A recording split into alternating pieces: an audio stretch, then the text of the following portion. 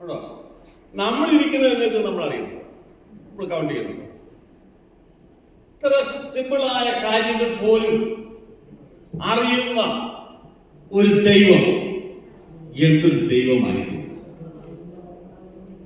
ഈ സങ്കീർത്തനത്തിലൂടെ എനിക്ക് പറയുവാനുള്ളത്, ഈ സങ്കീർത്തനത്തിന്റെ പശ്ചാത്തലത്തെ കുറിച്ച് നോക്കിയപ്പോൾ ദാവീദ് പ്രത്യേക പശ്ചാത്തലത്തിൽ ഒന്നും എഴുതിയ സങ്കീർത്തനമല്ല, ഒരു പശ്ചാത്തലത്തിൽ എഴുതിയ സങ്കീർത്തനമല്ല.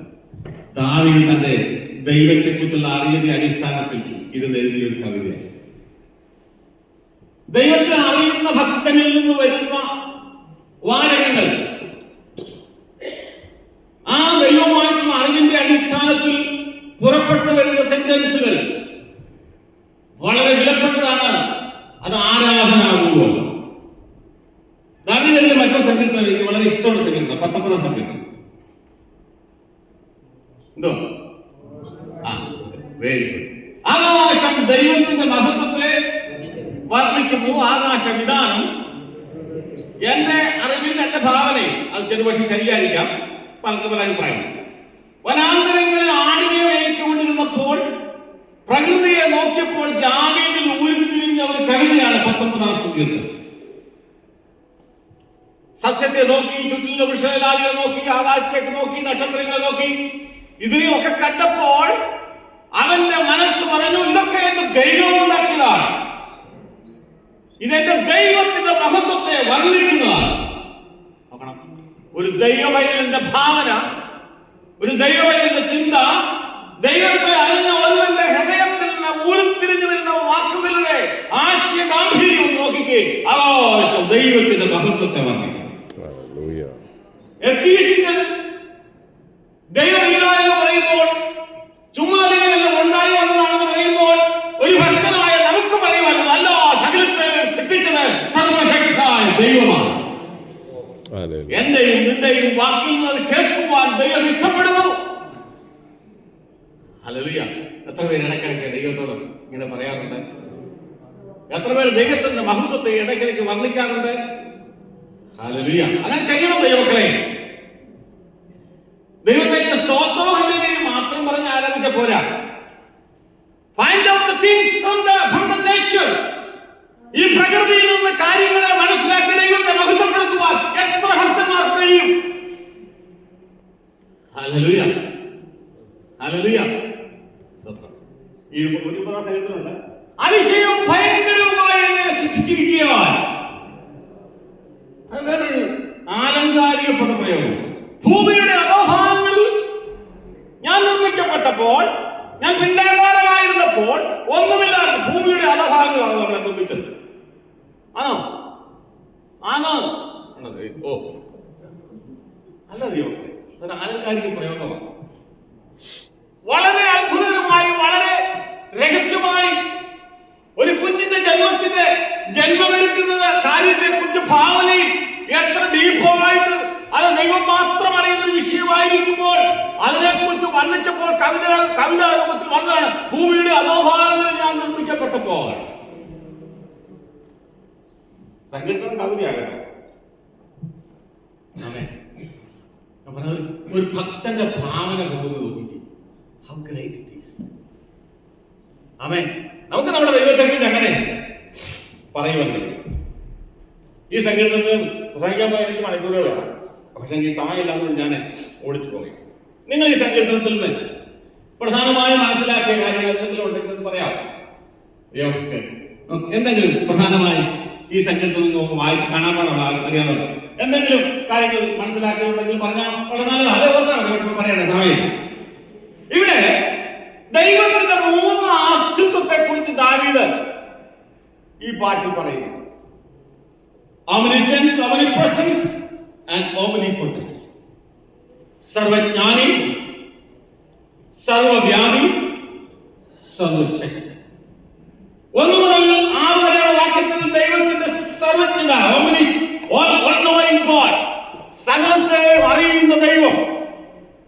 ഞാൻ ഇരിക്കുന്നതും എഴുന്നേൽക്കുന്നതും അറിയും. പിന്നെ ഇപ്പൊ നിങ്ങൾ എന്നെ കുറിച്ച് വിടുന്ന എന്തോ നിരൂപിക്കുന്നത് എനിക്കറിയത്തില്ല. ചിലത് കേൾക്കോ അങ്ങനെ ഒരു പ്രശ്നം, ചിലത് പറയാം കൊള്ളാം, പല അഭിപ്രായക്കാരുണ്ട്. നിങ്ങളുടെ മനസ്സിൽ കൂടെ കടന്നു പോകുന്ന ആശയം എന്താണെന്ന് എനിക്കറിയില്ല. ഞാൻ നിങ്ങളെ കൊണ്ട് നിരൂപിക്കുന്നത് എന്താണെന്ന് നിങ്ങൾക്കും അറിയില്ല. അതറിയാവുന്ന ഒരു വ്യക്തിയാണ് നാം സേവിക്കുന്ന ദൈവം. ഹല്ലേലൂയ. അതുകൊണ്ട് ദോഷമായി നിരൂപിക്കരുത്. ശമിക്കുന്നവരായിരിക്കരുത്, അനുഗ്രഹിക്കുന്നവരായിരിക്കും. പാസ്റ്റർ പറഞ്ഞത് എപ്പോഴും പോസിറ്റീവ് കാര്യങ്ങൾ ചിന്തിക്കുകയും പറയുകയും നല്ല കാര്യങ്ങൾ അങ്ങനെ ചെയ്താൽ അതിൽ പ്രസാദിക്കുന്ന ദൈവം സർവജ്ഞാനി. ഞാൻ സേവിക്കുന്ന ദൈവം എന്റെ നിരൂപണങ്ങളെ പോലും മനസ്സിലാക്കുന്ന ദൈവമാണെങ്കിൽ ഭയത്തോടെ യഹോവയെ സേവിപ്പീൻ, വിറയലോടെ. എന്തുകൊണ്ടെന്നറിയാമോ? കൊല്ലുന്ന ദൈവമാണെന്നല്ല, അടിക്കുന്ന ദൈവമായതുകൊണ്ടല്ല, ശിക്ഷിക്കുന്ന ദൈവമായതുകൊണ്ടല്ല, എന്റെ നിരൂപണം പോലും അറിയുന്ന ഒരു ദൈവമായതുകൊണ്ട് ആ ദൈവത്തിന് മുൻപാകെ ഞാൻ വിശുദ്ധനായിരിക്കണം. അതുകൊണ്ട് നമുക്ക് എന്താ വേണം? ഭയത്തോടെ ദൈവത്തെ സേവിക്കും. നമ്മൾ വ്യാജമായിട്ട് മനസ്സിൽ ചിരിച്ചോണ്ട് കത്തി നിൽക്കുന്നവർ നമ്മളെ കാണുന്നത് തലയൊക്കെ കുഴിച്ച് താത്ത് പോന്നുണ്ടേ. പിന്നെ അവന്റെ ഒരു ഗമ അല്ലേ? ഞാനൊരു ഉദാഹരണം പറഞ്ഞു. അനുഭവമാ, സത്യമാ. തമ്മിൽ തമ്മിൽ ആത്മാർത്ഥമായി സ്നേഹമുണ്ടെങ്കിൽ ആ കുനിയലിനും പറച്ചിലിനും പ്രൈസിലോട്ട് വിലയുണ്ട്. ദൈവം വില കൽപ്പിക്കും. അതല്ല, ഏത് നിരൂപണം തെറ്റും ഞാൻ ചെയ്യുന്ന പ്രവൃത്തി വേറെയുമാണെങ്കിൽ ആ ദൈവത്തിന് മുൻപാകെ ഭയപ്പെടണമെന്നാണ് ഞാൻ പറഞ്ഞത്. ആമേൻ. ഞാൻ നിങ്ങളെ കാണുമ്പോൾ ശൈത്താൻ വരുമ്പോൾ പ്രൈസിലോട് പറയുമ്പോൾ എന്റെ നിരൂപണവും ആ പ്രവൃത്തിയും ശരിയായിട്ടുള്ള ദിശയിലാണെങ്കിൽ ദൈവം പ്രസാദിക്കും. അല്ലെങ്കിൽ നീ ദൈവത്തെ ഭയപ്പെടണം. ആമേൻ. ദൈവത്തിന് വചനം പറയുന്നത്, മനുഷ്യൻ പറയുന്നത് ഏത് നിസ്സാര വാക്കിന് എവിടെ നിൽക്കേണ്ടി വരും? ഇതൊക്കെ നമുക്ക് അറിയാമല്ലേ? ഇല്ല, ഞാൻ പ്രസംഗിക്കേണ്ടത് ഇതൊക്കെ നമുക്കറിയാം. ഇതൊക്കെ കൂട്ടി കണക്ട് ചെയ്യുന്നത് മാത്രമേ ഉള്ളൂ. അപ്പൊ എല്ലാത്തിനും മുമ്പിൽ ന്യായവിസ്ഥാനം നടത്തുന്ന ഒരു ദൈവമുണ്ടെന്നുള്ള കാര്യം അറിയുന്നത് കൊണ്ട് ഞാൻ അധികം ഭയപ്പെടണം. എന്റെ വാക്കുകൾ, എന്റെ നോട്ടം, എന്റെ പ്രവർത്തികൾ, എന്റെ ചിന്തകൾ എല്ലാം ദൈവത്തിന് മുൻപാകെ ക്ലിയർ ആയിരിക്കണം, വിശുദ്ധമായിരിക്കണം. അതാ ദൈവസേനപ്പെടുത്താൻ. അപ്പോൾ എല്ലാം അറിയുന്ന ഒരു ദൈവം, ഒന്നും മറച്ചു വെക്കാൻ പറ്റില്ല. അടുത്തത് സർവ്വവ്യാപി, omnipresent, present in everywhere.